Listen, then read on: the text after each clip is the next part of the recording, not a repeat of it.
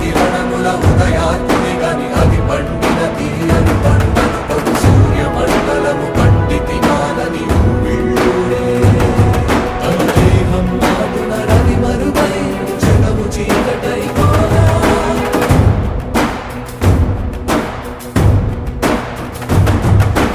అది అమరేంద్రుడు గమనించి తన ఐరావతమధిరోహించి